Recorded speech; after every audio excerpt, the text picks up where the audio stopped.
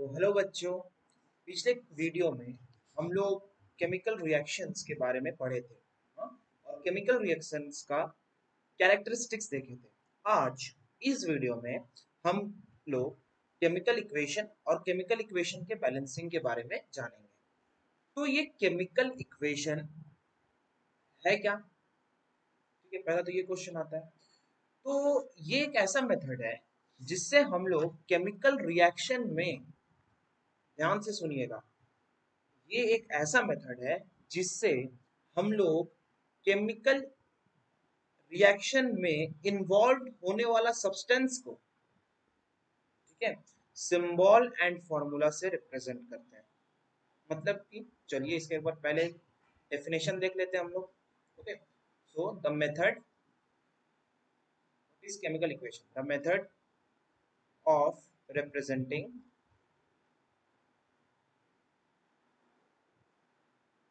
a chemical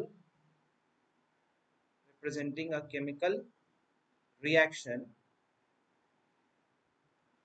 with the help of symbols and formula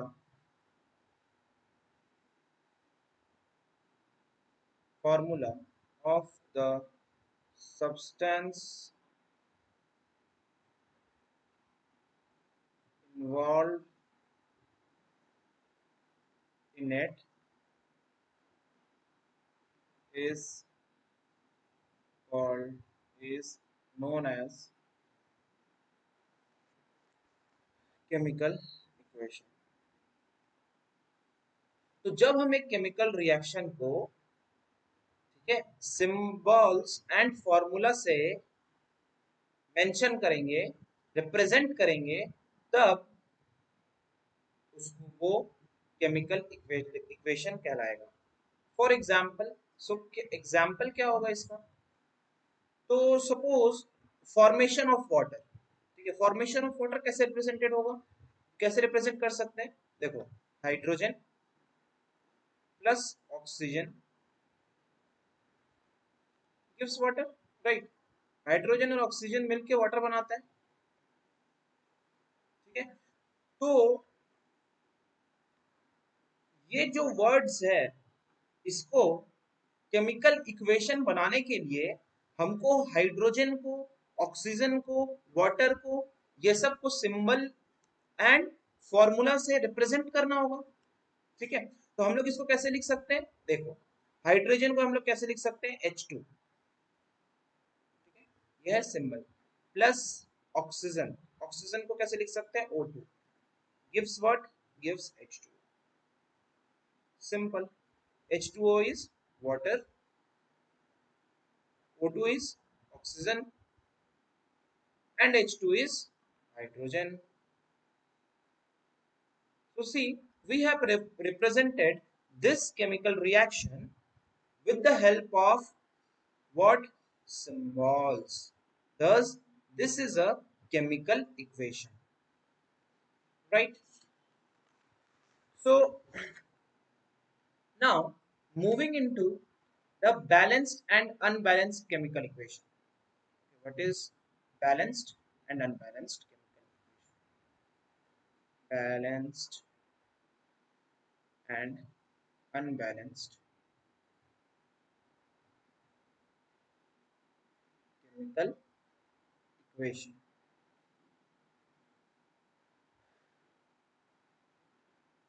so first हम लोग discuss करते हैं कि बैलेंस्ड केमिकल इक्वेशन कब है। देखो, जब एक इक्वेशन को हम लोग बैलेंस्ड कब बोलेंगे? एक इक्वेशन बैलेंस तब होगा जब नंबर ऑफ एटम्स रिएक्टेंट के साइड में एंड प्रोडक्ट के साइड में सेम होगा। क्या बोले हम लोग? एक इक्वेशन को बैलेंस्ड कब बोलेंगे? जब the number of atoms in the reactant side and in the product side will be same। for example ले लो, जैसे कि बैलेंस्ड का बात कर रहे हैं अभी हम, बैलेंस्ड इक्वेशन, ठीक है। इसका एग्जांपल ले लो, Zn that is zinc plus H2SO4 sulfuric acid gives what? ZnSO4 plus hydrogen, ठीक है, जिंक सल्फाइड, राइट। सो अगर हम लोग देखें तो नंबर ऑफ एटम्स, जैसे कि जिंक, जिंक कितना है रिएक्टेंट के साइड में? 1। प्रोडक्ट में कितना है? 1, मतलब ये बैलेंस्ड है। अब आते हैं एक और एटम, क्या है? हाइड्रोजन। हाइड्रोजन कितना है? 2। यहाँ भी हाइड्रोजन 2, सिंपल। यहाँ पे सल्फर कितना है? S1, और यहाँ भी S1। यहाँ ऑक्सीजन कितना है? 4। यहाँ ऑक्सीजन कितना है? 4। इसका मतलब क्या देखो, जो नंबर ऑफ एटम्स है ऑन बोथ द साइड, ठीक है, रिएक्टेंट के साइड में एंड प्रोडक्ट के साइड में, वो क्या है? वो इक्वल है। इसीलिए ये जो इक्वेशन है, हम इसको क्या बोलेंगे? Balanced equation.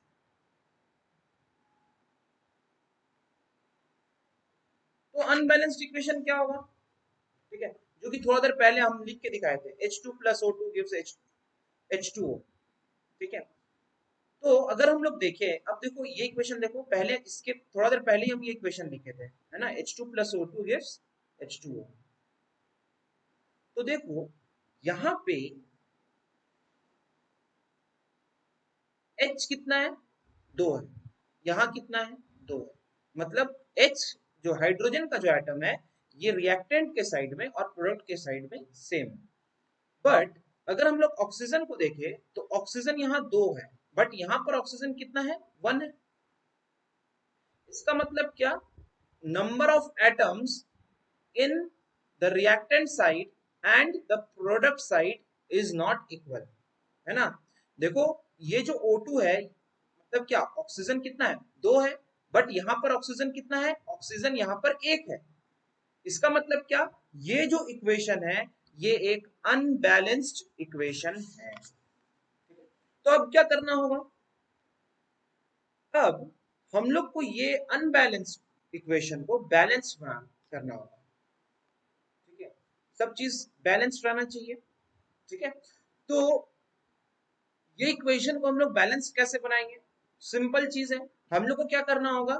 ये दोनों साइड का जो एटम्स है उसका नंबर को सेम कर देना होगा, ठीक है।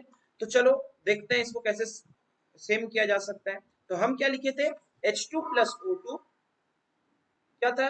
H2 plus O2 gives H2O। तो देखो ये एक अनबैलेंस्ड इक्वेशन है, ठीक है। अब हमको इसको क्या करना है? बैलेंस करना। तो देखो कैसे करेंगे, इसके लिए हम लोग को पहले, चलो इसको सिंप्लीफाई करने के लिए पहले हम लोग को ये देखना पड़ेगा कि कौन कौन सा एटम है।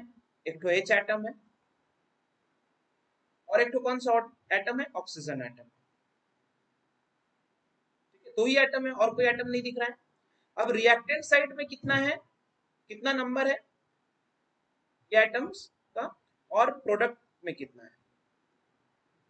तो देखो अगर हम लोग देखें तो H एटम जो है रिएक्टेंट साइड में कितना है? 2 है, और प्रोडक्ट साइड में कितना है? 2 है।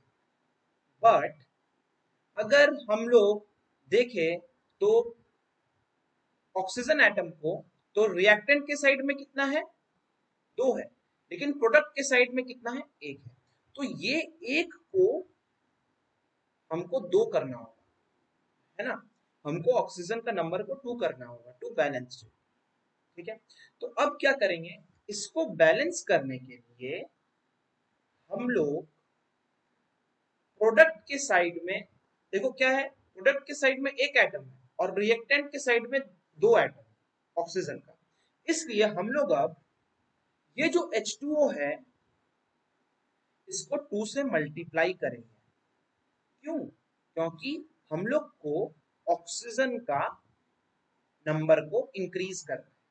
तो ऊपर वाला जो इक्वेशन है वो क्या बन जाएगा? H2 plus O2 gives H2, ठीक है, सामने एक 2 बिठा दिए, मल्टीप्लाई कर दिए 2 से। तो ठीक है, ऑक्सीजन को तो अब देखो, अब क्या ये इक्वेशन बैलेंस्ड है? नहीं, अभी भी ये इक्वेशन बैलेंस्ड नहीं है। क्यों? क्योंकि देखो, ये ऑक्सीजन को 2 करने के चक्कर में हम लोग क्या कर दिए हैं, ये जो हाइड्रोजन है ये अब कितना हो गया है, ये हो गया है 4। लेकिन रिएक्टेंट के साइड में मेरा हाइड्रोजन कितना था, 2 था। तो अब हम लोग को क्या करना है, अब हम लोग को ये जो दोनों हाइड्रोजन एटम्स है, इस तरफ और इस तरफ का जो हाइड्रोजन एटम्स है, ये लोग दोनों को बैलेंस करना है। ठीक है, तो ये अब कैसे होगा? सिंपली देखो, अभी ये जो सिनेरियो है, चलो रुको, अब क्या हो रहा है देखो, अब ये जो सिनेरियो में हम लोग क्या करेंगे, यहां पर H एटम्स कितना है वो देखना होगा, और ऑक्सीजन एटम्स कितना है वो देखना होगा। ठीक है, कहां कहां पे देखना पड़ता है, रिएक्टेंट्स में और प्रोडक्ट्स में, 2 जगह हम लोग को देखना पड़ता है। रिएक्टेंट में अगर हम लोग देखें तो H का कितना है, 2, प्रोडक्ट 4, ऑक्सीजन 2, यहाँ 2। तो चलो, मेरा ऑक्सीजन तो मेरा बैलेंस हो गया है। बचा क्या मेरा, ये H एटम। तो H जो एटम है उसको हम लोग कैसे बैलेंस करेंगे, तो उसको हम लोग को क्या करना होगा, देखो, जस्ट सिंपली अगर हम लोग इसको 2 से मल्टीप्लाई कर दें तो देखो क्या हो जाएगा, ये जो हाइड्रोजन है ये 4 हो जाएगा, राइट।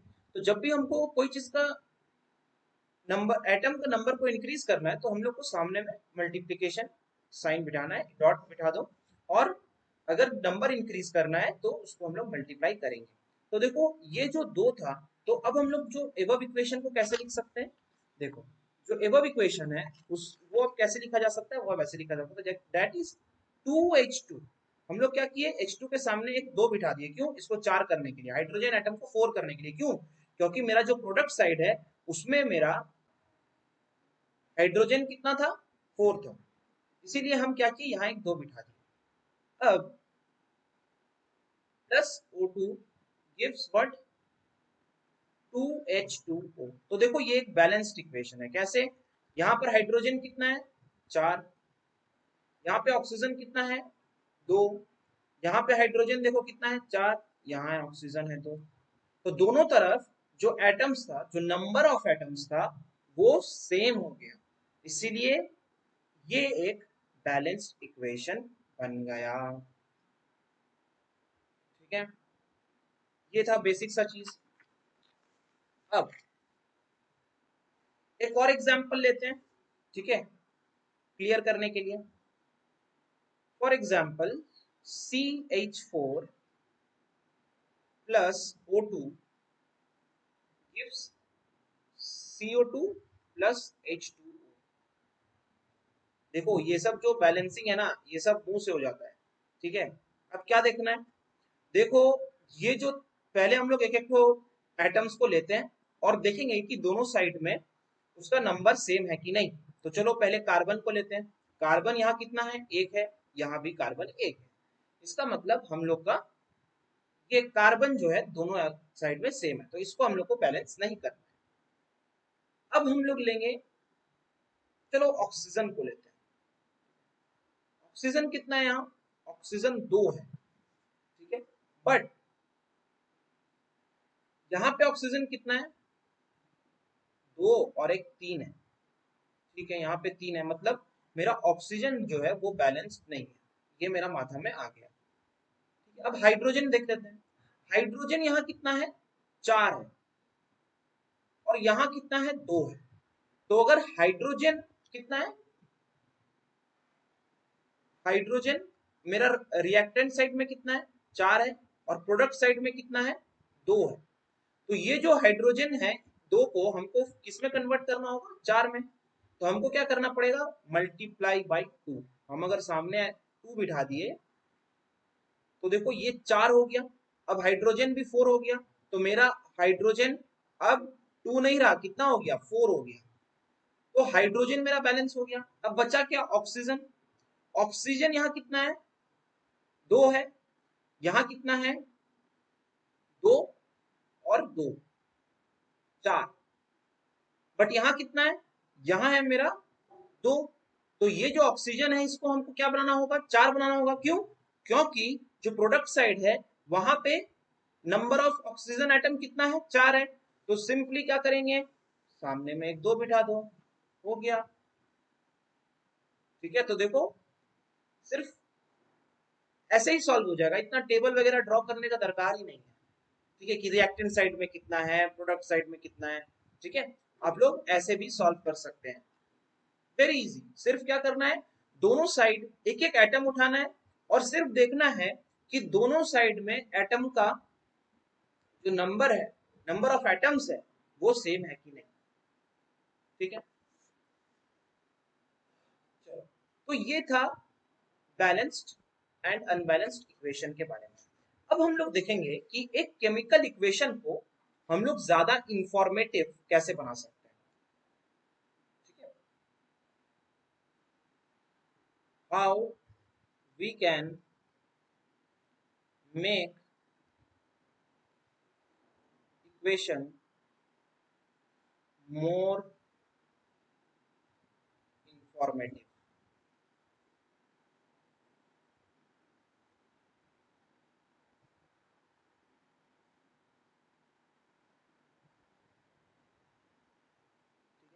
तो बेसिकली एक केमिकल रिएक्शन को ज्यादा इंफॉर्मेटिव बनाने के लिए हम लोग बहुत सारा चीज कर सकते हैं। पहला क्या कर सकते हैं? पहला, जो रिएक्टेंट्स एंड प्रोडक्ट का, ठीक है, रिएक्टेंट रिएक्टेंट्स एंड प्रोडक्ट्स का हम लोग फिजिकल स्टेट, प्रोडक्ट्स का फिजिकल स्टेट को मेंशन करेंगे।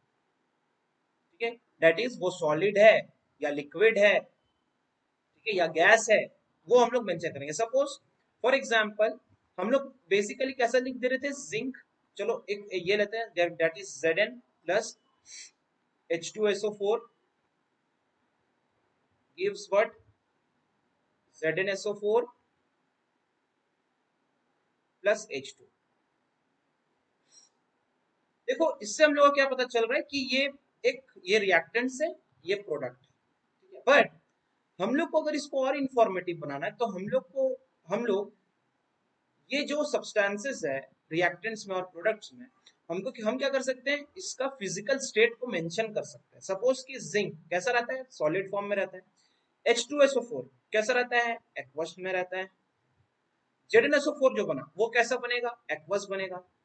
और हाइड्रोजन जो है वो कैसा बनेगा? गैसियस फॉर्म में रहेगा। तो देखो ये जो मेरा हम फिजिकल स्टेट मेंशन किए कहां पे? एक केमिकल इक्वेशन में। ये क्या किया? ये जो मेरा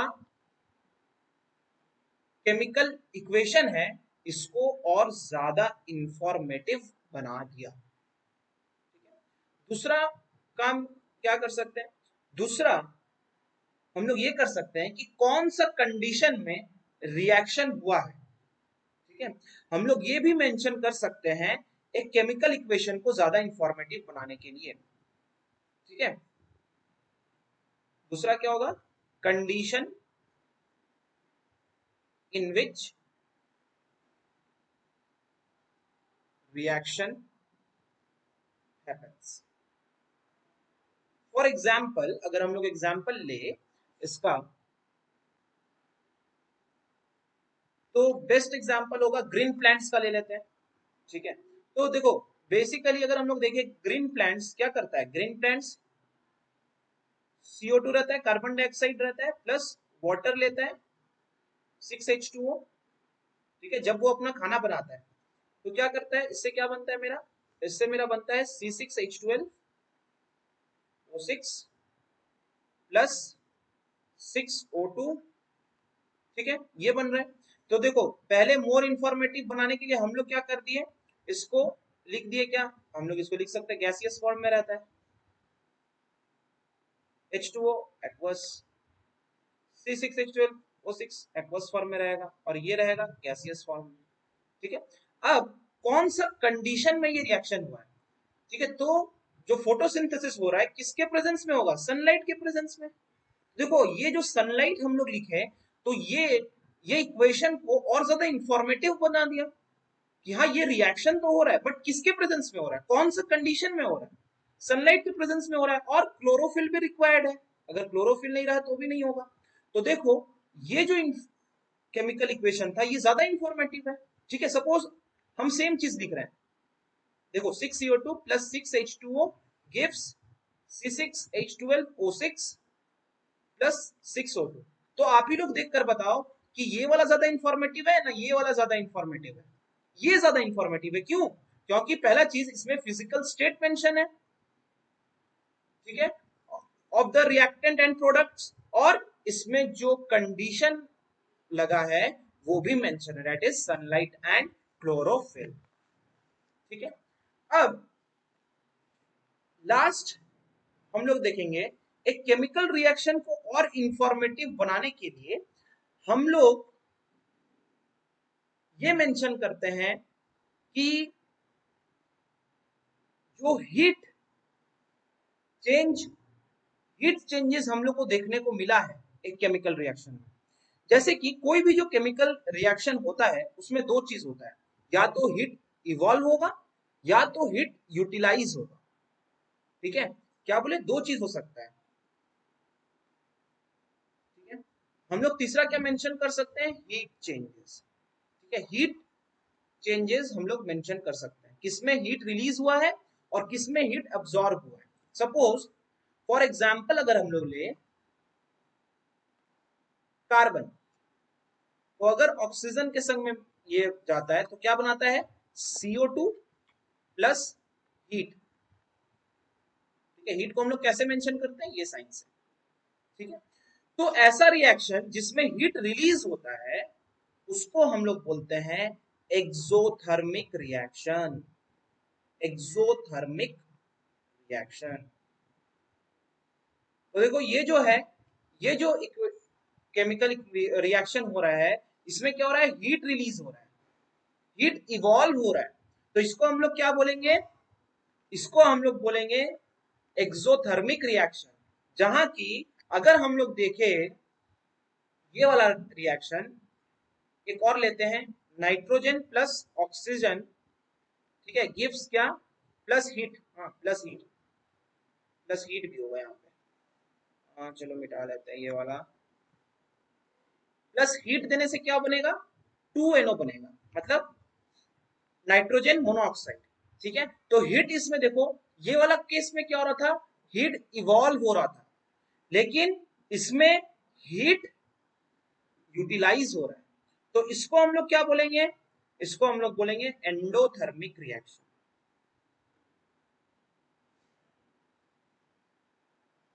ठीक है, सो this was all about chemical equation and the balancing of chemical equation, and how can we make a chemical reaction more informative. Okay, so in the next video we will discuss about the various types of chemical reaction. Okay, thank you. If you are having any doubt you can write below in the comment section. Thank you students.